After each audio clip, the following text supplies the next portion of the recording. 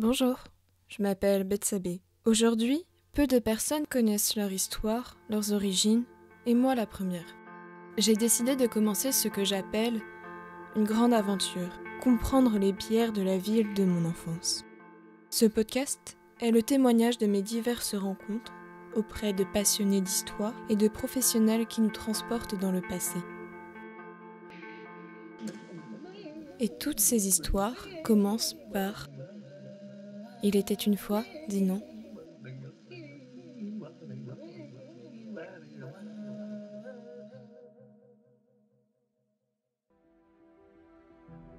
Si vous n'avez pas écouté la partie précédente, je vous invite à le faire avant de continuer. Nous allons découvrir, avec Françoise Boulanger, les sous-sols, là où se trouvait le couvent des Jacobins à Dinan. Parce que le couvent des Jacobins, c'est justement le cadre d'une fouille. Il y a eu fouille parce que le sous-sol est impacté, parking souterrain. Vous voyez, c'est carrément complémentaire. Enfin, c'est l'autre scénario possible. Où là, on ne peut pas faire l'économie d'une fouille, quoi. Ils étaient obligés de faire une fouille. Mais ils ont fait un diagnostic avant, pour voir l'ampleur de la fouille. C'est ça. C'est toujours le même principe. Donc la fouille au couvent des Jacobins, c'était en 2002 ? Non, le diagnostic était en 2002, le diagnostic archéologique était en 2002, et au vu du résultat, il a été prescrit, c'est le terme exact, une prescription de fouille par le service régional de l'archéologie, toujours le même, fouille qui a eu lieu au printemps 2003. Et c'est vous qui avez fait ce diagnostic ? Oui, j'ai dirigé le diagnostic. Alors, le diagnostic se situait une vaste partie de Dinan, puisque à ce moment-là, donc nous étions en 2002, il y avait donc ce qui est devenu aujourd'hui l'esplanade qui mène à la médiathèque. Donc, il n'y avait pas du tout l'immeuble qui existe aujourd'hui. Il n'y avait évidemment pas le parking souterrain, puisque tout ça était en préalable à toutes ces constructions. Et la médiathèque, qui est un ancien couvent, l'ancien couvent des Dominicaines, lui, il avait une aile supplémentaire, qui était une aile récente, pas du tout contemporaine de ce qui est resté en place. Et cette aile a été détruite, parce qu'elle était récente et d'un point de vue patrimonial, pas si intéressante que cela. Et donc nous avons exploré tout cet espace-là, c'est-à-dire on a fait des sondages un peu partout, entre les voitures, parce que c'était aussi un vaste espace de parking, c'était un peu compliqué d'un point de vue technique, on n'a pas pu ouvrir comme on voulait, parce que l'espace de parking n'a pas été fermé durant notre intervention, donc il a fallu qu'on travaillait au milieu des voitures, c'est pas toujours sympathique. Et donc on a pu identifier un certain nombre de choses. Dans la plus grande partie de l'emprise que nous avons explorée, on a trouvé des carrières au diagnostic. C'est-à-dire qu'on a trouvé, je vous disais, le sous-sol de Dinan, c'est du granit. La ville est installée sur un petit éperon de granit, là. Donc, pour construire la ville, c'est normal, on va pas chercher très loin, on va pas toujours chercher loin les matériaux. Et là, ils ont exploité le sous-sol. Alors, ce ne sont pas des carrières telles qu'on peut les imaginer aujourd'hui, des choses immenses. Ce sont des petites fosses où, quand ils repèrent des bons filons de granit, tac, tac, tac, ils les prélèvent pour faire de la pierre de construction, et après ils rebouchent avec du tout venant. Alors là, on en a trouvé plein.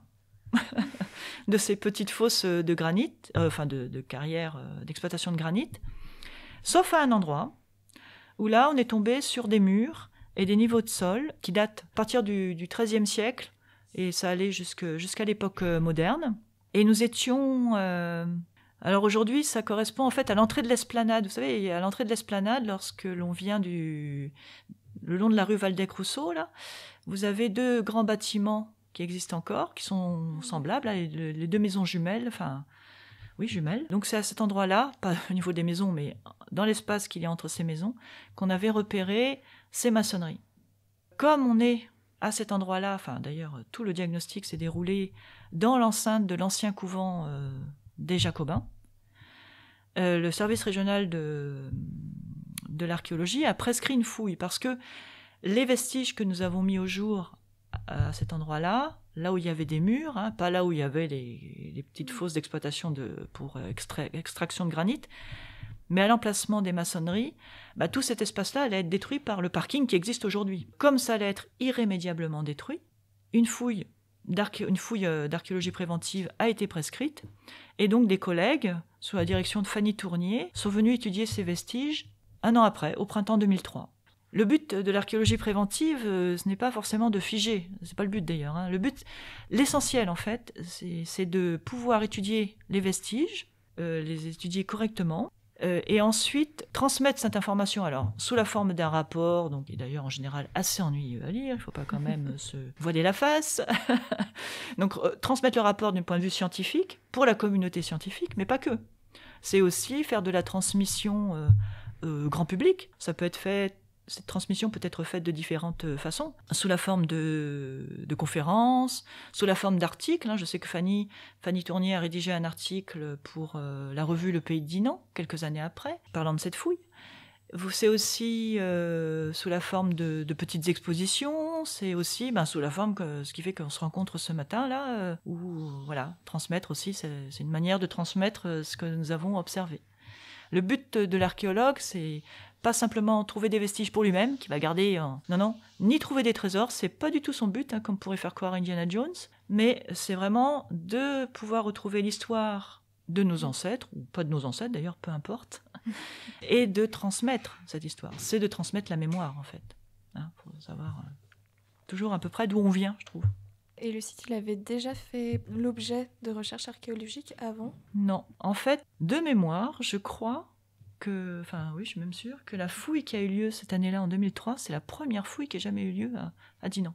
Le couvent des Jacobins, ce qu'on en savait, c'est par les documents d'histoire, quoi. C'est un monastère qui a été créé dans le courant au tout début du XIIIe siècle. Enfin, non.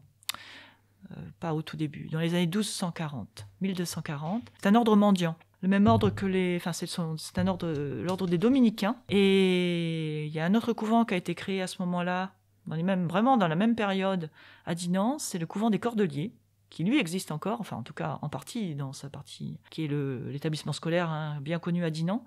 Et lui qui fait partie, c'est aussi un ordre mendiant, l'ordre des franciscains. Et ces ordres mendiants, s'ils viennent s'installer en ville, c'est parce que Dinan, mais là je pense que Julien Bachelier vous en parlera bientôt, c'est parce que Dinan au XIIIe siècle est une cité commerciale très dynamique, ma foi riche. Et si ces ordres franciscains et dominicains vivent pour beaucoup et essentiellement des dons qui leur sont faits, alors tous les dons sont bons à prendre, mais il vaut mieux s'installer dans une cité commerciale dynamique, il y a plus de chances d'avoir des dons relativement importants, faits par les commerçants notamment. Donc là, lorsque les Jacobins s'installent à Dinan, et on leur donne en fait, parce que c'est un don qui est fait, ils n'achètent pas les terres, en général on leur donne la terre évidemment. Au sud de Dinan, ils vont posséder jusqu'à 3 hectares. C'est énorme. Ouais, dans la ville de Dinan. Donc il y avait le monastère, la partie monastère, le bâti proprement dit, c'est-à-dire qu'un monastère, quel qu'il soit, se présente toujours à peu près de la même façon, il est clos de murs, et vous avez donc l'église, la partie réfectoire qui communique avec l'église, la partie dortoir qui communique avec l'église, parce que les moines, comme ils se lèvent très tôt le matin, la première prière, il faut qu'ils puissent y aller sans trop avoir à marcher dehors. Et puis dessous, vous avez les salles capitulaires, les salles de réunion capitulaires, réunion de l'ordre. Et puis de l'autre côté, à l'espace opposé à l'église, vous avez tous les espaces communs, la cuisine, les celliers, tous les espaces de stockage, voilà. Et au centre, ce qui fait la liaison entre tous ces bâtiments, c'est le cloître. Donc là, c'est vraiment quelque chose de courant, si vous connaissez l'abbaye de Léon, Saint-Magloire à Léon. Donc on a bien encore l'abbatiale, le cloître, et puis tous les bâtiments qui se développent autour du cloître et qui se développent en aile et qui rejoignent l'abbatiale. Donc on a vraiment cette disposition classique d'un monastère. Et puis à l'arrière, dans des documents, en tout cas au XVIe, XVIIe siècle, des documents d'archives, on sait qu'il y a pas mal de jardins. Alors ça, nous, en faisant le diagnostic en 2002, on a pu le vérifier. Il y a pas mal de jardins, et puis peut-être quelques maisons. Voilà. En fait, les moines avaient aussi des espaces où ils pouvaient faire un potager, et il y avait des champs dans la ville, quoi. Tout n'était pas loti comme aujourd'hui. Donc ce monastère, il apparaît en 1240 et puis il va se développer. Il va, comme à peu près tous les monastères au XVIIe, XVIIIe siècle, ça va pas très très bien. En général, il reste peu de moines, il n'y a pas plus beaucoup d'argent pour eux. Ça marche pas bien à ce moment-là, les monastères. Puis arrive la Révolution française, où là, en général, ça clôt leur fonctionnement. Ils sont vendus comme bien national. C'est le cas du couvent des Jacobins, et c'est à ce moment-là qu'il va être en... Alors, a priori, il a déjà été un petit peu... quelques bâtiments, c'est ce qu'a montré la fouille de Fanny Tournier. Dans le courant XVIIIe siècle, il y a déjà eu quelques phases de démolition. Et puis, quand il est vendu comme bien national, et ben là, lui, contrairement au Cordelier, il va être totalement démoli. Notamment à l'emplacement de l'église. Il n'y a plus d'église, en fait, aujourd'hui. Elle n'est plus du tout visible. Le théâtre des Jacobins, d'où son nom d'ailleurs, est construit en partie à l'emplacement de l'église. Mais elle avait été rasée. Il reste des vestiges de cette église dans le théâtre ? Alors, dans le théâtre, il va rester non pas de ce que l'on sait, non pas les vestiges de l'église, mais les vestiges d'une chapelle qui était accolée à l'église. Et en fait, au rez-de-chaussée, vous avez une entrée particulière. Vous avez une entrée avec un arc brisé. Oui. C'est l'entrée de la chapelle. Qui lui, voilà, c'est un élément conservé qui a été intégré dans le bâtiment qui va devenir, donc qui est devenu le théâtre des Jacobins. Donc il y a des choses anciennes qui sont intégrées. Et puis par contre, à l'emplacement de l'église, elle a été complètement détruite, d'autant plus qu'a été percée la rue Waldeck-Rousseau. Elle est récente, cette rue, elle est postérieure au démembrement du monastère, qu'elle apparaît au XIXe siècle. Là, du coup, elle coupe tout, quoi. Elle traverse, en fait, de part en part, une partie de l'emprise du monastère. Oui. Donc là, oui, il y a quelques éléments un petit peu, lorsqu'on regarde dans ce coin-là, cette partie-là de la ville de Dinan, qu'on regarde un peu plus attentivement certains bâtiments, on voit des petits éléments qui étaient conservés en élévation, qui ont été intégrés aux bâtis plus récents. Ce sont les ultimes éléments du monastère des Jacobins qui sont encore visibles aujourd'hui lorsqu'on se promène dans la ville. Autrement, les autres vestiges, en tout cas une partie était dans le sous-sol, les fondations. Alors, pas que les fondations, parce que les collègues, lorsqu'ils ont fait la fouille en 2003, donc eux, ils ont ouvert beaucoup plus que nous. Ils ont fait un décapage plus large, plus de 600 mètres carrés. Et là, ils ont identifié 3 bâtiments qui étaient pour certains conservés les murs étaient conservés sur 2 mètres de haut. C'est imposant. Alors c'est intéressant comme donnée parce que ça permet de comprendre comment... Et ces bâtiments qui étaient conservés sur 2 mètres de haut, l'intérieur des bâtiments était rempli de gravats.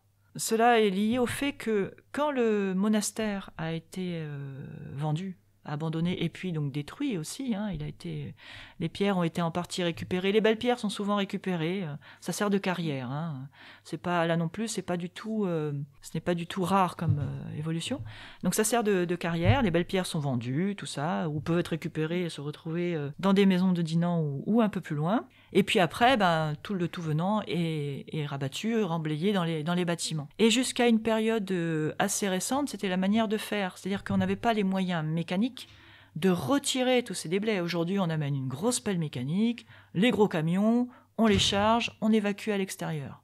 Mais jusqu'au moment de cette mécanisation, on dit que la ville se construit sur elle-même. Alors c'est toujours le cas, mais elle se construit vraiment sur elle-même. C'est-à-dire qu'elle n'évacue pas ces bâtiments passés, elle les arrase et elle construit par-dessus. Et c'est pour ça que les niveaux de sol en ville, jusqu'à une date récente, montent. C'est pour ça que, en fait, lors de la fouille de 2003, ils ont pu mettre au jour des bâtiments qui étaient conservés sur 2 mètres de hauteur, avec des niveaux de sol associés. Ils avaient même des passages entre les bâtiments conservés, parce qu'au moment de la destruction, c'était beaucoup plus facile de remblayer et de monter les niveaux de sol, et de monter le nouveau niveau de circulation, plutôt que de tout évacuer. Et ça, c'est partout. Et c'est pour ça qu'on dit que dans les villes, le sol montait du moins. Parce qu'aujourd'hui, on a tendance plutôt à évacuer. Ouais. Oui, parce qu'on veut chercher le dur, le propre. Voilà. Quand vous faites un parking souterrain, de toute façon, ça va intérêt à évacuer. Et c'est pour ça qu'ils ont pu mettre au jour ces bâtiments avec plus de 2 mètres d'élévation. Donc il faut imaginer que c'était beaucoup plus haut que 2 mètres. Ah oui, c'était plus haut que 2 mètres. Mais ça veut dire aussi que le sol sur lequel on marche aujourd'hui est plus haut que celui des habitants du Dinan du XVIIIe siècle, XVIIe siècle. Plus vous reculez dans le temps, plus le sol baisse en altitude. En ville. Donc, ils ont mis au jour ces bâtiments-là, et il y avait énormément de gravats à l'intérieur. Donc, ça a été compliqué comme fouille, parce qu'il fallait retirer tous ces gravats, alors mécaniquement, hein, bien sûr. Ça a été retiré avec une pelle. Et tranquillement, je vous disais, hein, on travaille avec des gens des travaux publics qui ont l'habitude de ce type d'intervention. Et puis, ils ont pu, parce qu'ils ont trouvé dans les bâtiments, c'est-à-dire qu'ils ont trouvé pas mal de vaisselle. Ils n'ont rien trouvé en relation avec une fonction religieuse, on va dire, dans le monastère. En fait, l'implantation des bâtiments, lorsqu'on les resitue sur le plan du monastère tel qu'il peut être connu avant sa vente comme bien national, avant la Révolution française, l'implantation de ces bâtiments fait qu'il se trouve que la fouille se déroulait dans la partie la plus pratique du monastère. La partie des cuisines, de la cuisine, des celliers, des lieux de stockage, en fait. Et ils ont aussi trouvé, d'ailleurs, une grande citerne, presque 20 mètres carrés de superficie, stockage de l'eau pour le monastère. Stockage, alors soit ils avaient un puits, ils avaient besoin d'eau en plus, on ne sait pas trop, vous n'avez pas de puits dans ce monastère, ça je ne sais pas, mais ils ont trouvé un emplacement de citerne. Parce que c'est le seul endroit qui restait à peu près conservé, puisque la ville, d'après la construction de la rue Valdec-Rousseau et les bâtiments alentours, ces éléments-là ont cassé. Enfin, il y reste peut-être des éléments conservés dans les caves, il faudrait voir. Je ne crois pas que cette exploration ait été faite, mais en tout cas, ce sont des bâtiments du 19e siècle qui sont là. C'est assez récent, en fait, cette partie-là qui encadre la place Saint-Sauveur. Puisque là, avant, ce qu'il y avait le long de la place Saint-Sauveur, c'était le couvent des Jacobins. Or, aujourd'hui, ça n'existe plus.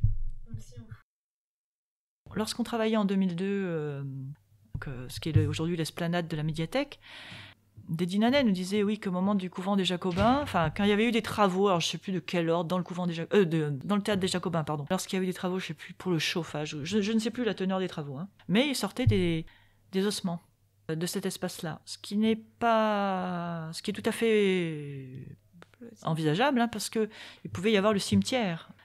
Les résidents du monastère, même si le cimetière qui est derrière l'église Saint-Sauveur, cimetière paroissial, est proche, il est tout à fait plausible que les moines se soient fait enterrer plutôt dans l'enceinte de leur monastère.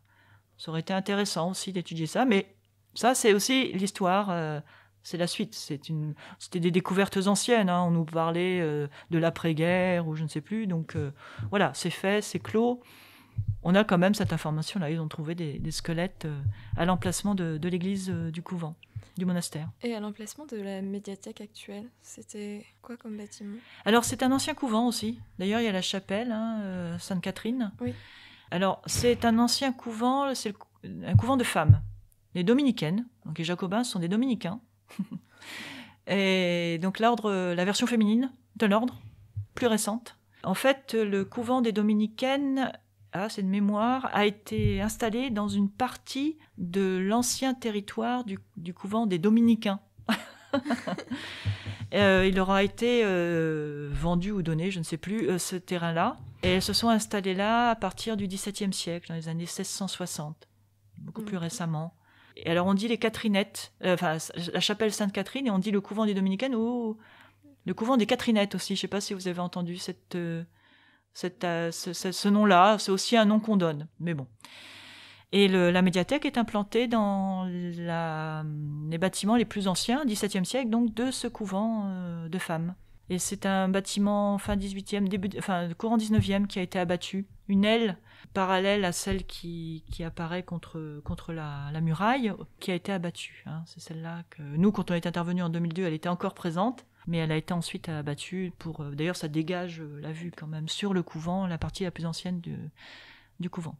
Et tout à l'heure, vous avez parlé de contraintes lors de la fouille et du diagnostic. Oui, alors les contraintes, surtout en ville, sont de plusieurs natures, bien sûr. Alors il y a celle des réseaux dont je vous parlais tout à l'heure, les réseaux enterrés, eau, gaz, électricité, téléphone, fibre aujourd'hui d'ailleurs aussi. C'est une nouvelle contrainte qui apparaît et qui est en cours de développement. Et il y a aussi, lorsque vous avez des bâtiments en élévation, des maisons, ce qui est le cas en ville, hein, on ne va pas faire de sondage profond à l'aplomb de murs en élévation. C'est trop dangereux. et pour la maison et aussi pour les archéologues. Et il y a aussi les épaisseurs de remblais. Je vous disais que lorsqu'ils ont fait la fouille de 2003, ils ont identifié jusqu'à 3 mètres de haut de remblais. Et le remblai, par définition, c'est instable.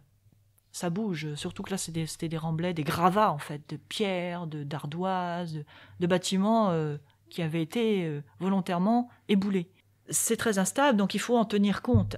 Ils ont évacué l'intérieur des gravats qui étaient dans l'intérieur des bâtiments, mais à l'extérieur, vous aviez toute une série de gravats aussi. Donc dans ces cas-là, nous, on fait des stages avec les travaux publics. L'archéologue, il est multi... Voilà. Pour tenir compte de ce genre de risque et travailler en conséquence. Donc soit on fait des talutages, des marges de sécurité telles qu'ils le font dans les travaux publics, et puis il va y avoir aussi, là en l'occurrence, alors c'était pas le cas pour la fouille, mais nous, le cas du diagnostic, oui, on nous avait dit que les espaces de stationnement ne seraient pas évacués. Donc, il fallait avec l'aide du service technique, on anticipait 2-3 jours avant notre intervention. On arrivait, on mettait des grilles pour dire aux gens, vous ne vous garez pas là. Évidemment, parce que si on n'avait pas mis les grilles, ils se seraient quand même garés là. On ouvrait un sondage à un endroit, on préparait l'autre pour que les gens s'habituent que bientôt, là, ils ne pourraient pas se garer. Et puis on intervenait, mais on était entouré de voitures, pots d'échappement et tout ça. C'était pas très, très agréable. C'est vrai, parce qu'en plus, nous, comme on s'enfonce dans le sol, on est vraiment à la hauteur des plus mauvaises odeurs. Hein, vous savez, comme les enfants dans leur poussette. Alors du coup, c'est vrai que c'était pas très agréable. Mais ça fait partie des contraintes. Voilà, on fait au mieux. Il ne faut pas faire n'importe quoi. En tant que responsable de chantier, je suis tenue d'avoir mon brevet de secouriste. Je suis secouriste du travail, c'est obligatoire. Je dois avoir aussi mon habilitation à travailler près des réseaux. Donc ce sont des formations qui sont faites pour apprendre à travailler près des conduites de gaz, de tous ces réseaux enterrés. On fait des stages aussi dans les organismes de formation des travaux publics, parce que on peut être amené à faire des sondages profonds. Et il ne faut pas faire n'importe quoi si on ne veut pas que le sondage s'éboule et mourir dans un éboulement. Hein, ça fait partie des risques, comme dans les travaux publics. Donc on est vraiment à la conjonction de plusieurs corps de métier. Oui. On est un petit peu touche à tout. Hein. Nous, de toute façon, quand on va vers l'archéologie... Au départ, quand je suis allée vers l'archéologie, je ne pensais pas que j'allais faire un stage à l'OPPBTP. Mais bon, voilà, ça ouvre de nouveaux horizons. Puis après, remarquez, ça sert après. Si vous faites des travaux chez vous, dites attention. Voilà. Et peut-être une dernière question. Est-ce qu'il y a eu d'autres fouilles à Dinan ? Alors, il y a eu une autre fouille... C'était en 2018, je crois, dans l'enceinte du château. Dans l'enceinte de ce qu'on dit être le château. Donc, devant aujourd'hui, vous avez le nouveau bâtiment d'accueil des visiteurs, à côté de la tour ducale. Et c'est à son emplacement qu'a eu lieu une fouille. Est-ce que vous avez quelque chose que vous aimeriez ajouter ? J'aimerais ajouter que, là, je vous ai parlé essentiellement de vestiges qui étaient enfouis dans le sol, donc que l'on ne voit pas de fait comme cela. Il nous faut perforer le sol pour aller à leur découverte. Mais une ville comme Dinan offre une autre possibilité d'archéologie, qui est l'archéologie du bâti, c'est-à-dire l'observation des murs pour comprendre la mise en place des différents bâtiments, et dans un bâtiment, sa propre évolution, parce que des fois, vous avez... ne serait-ce qu'aujourd'hui, quand vous avez une maison, vous pouvez avoir envie d'abattre des cloisons pour agrandir, ou au contraire en ajouter pour faire de plus petites pièces, faire de nouvelles ouvertures, en fermer d'autres, voilà. C'est ça l'archéologie du bâti. Et quand vous regardez un bâtiment ancien, une succession, plusieurs bâtiments anciens accolés, une église, c'est, en général, c'est le cas par exemple de l'église Saint-Sauveur, c'est pas une seule période de construction, c'est au fil du temps. Depuis le XIIe siècle, cette église, elle a eu de nombreuses modifications. Et ça, c'est l'archéologie du bâti qui permet de retracer cette évolution. C'est formidable quand on peut associer l'archéologie du bâti, donc ce qui est encore en élévation, aux vestiges qui sont enfouis, où on peut faire une étude simultanée de ces éléments. Complémentaires. Alors, je crois, actuellement, il y a une étude qui est faite d'archéologie du bâti par une collègue de l'INRAP qui s'appelle Hélène Cadiou, qui est architecte des PLG et archéologue du bâti, qui travaille sur Dinan. Précisément, je ne sais pas précisément si c'est actuellement le cas, mais je sais qu'elle va être qu'elle a été amenée à intervenir dans la cave de la mère Pourcel. Magnifique bâtiment qui a brûlé il y a quelques mois. Ça a ému tous les Dinanais, ça c'est vrai. Et justement, c'est l'occasion, puisque d'un drame essayons d'en faire une opportunité, d'essayer de mieux comprendre le bâtiment. Sa charpente avait été datée par dendrochronologie juste avant son incendie. C'est quand même une sacrée chance, ça, que ça ait pu être fait avant. Donc je crois que c'était le XVe siècle qui était apparu. Donc ça montre qu'on avait des éléments de charpente très anciens. Par l'archéologie du bâti dans la cave, qui n'a pas brûlé. Hélène et son équipe font une étude complémentaire pour enseigner, pour vraiment bien documenter ce bâtiment emblématique de Dinan qui a été en grande partie détruit par les flammes. Voilà, c'est ce que je voulais ajouter, c'est qu'en fait, les moyens d'information sont multiples et il y a plusieurs lectures possibles, plusieurs lectures archéologiques, plusieurs façons de reconstituer l'histoire d'un lieu. Par les sources écrites, par les archives du sol, mais aussi les archives du bâti encore. Voilà. Tout ça est complémentaire. Une collaboration est faite avec les historiens qui, eux, travaillent les écrits. Pour la ville de Dinan, précisément, dans le cas du diagnostic Place Saint-Sauveur, justement, on avait collaboré avec un historien qui travaille sur des documents, un obituaire, un document particulier de la paroisse Saint-Sauveur. On avait échangé à ce moment-là. Et nous-mêmes, en Bretagne, à l'INRAP Bretagne, nous avons un collègue dont c'est la spécialité. Il s'appelle Pierre Poilpré, il est historien archéologue, il fait les recherches documentaires qui nous permettent aussi de nourrir nos dossiers. Et on travaille aussi avec des historiens en dehors de l'INRAP, bien sûr, on collabore avec des historiens, c'est toujours très intéressant, très, très enrichissant, et c'est le cas notamment avec Julien Bachelier, que vous allez interroger bientôt. Super, merci beaucoup pour ce temps et cette rencontre. Écoutez, merci à vous d'avoir pris le temps. Je vous souhaite une bonne continuation. Merci, vous aussi, de un chouette projet. Ça vous a plu? Vous souhaitez en savoir davantage sur Dinan et la Bretagne? Alors, n'hésitez pas à écouter les autres épisodes et à en parler autour de vous. À bientôt!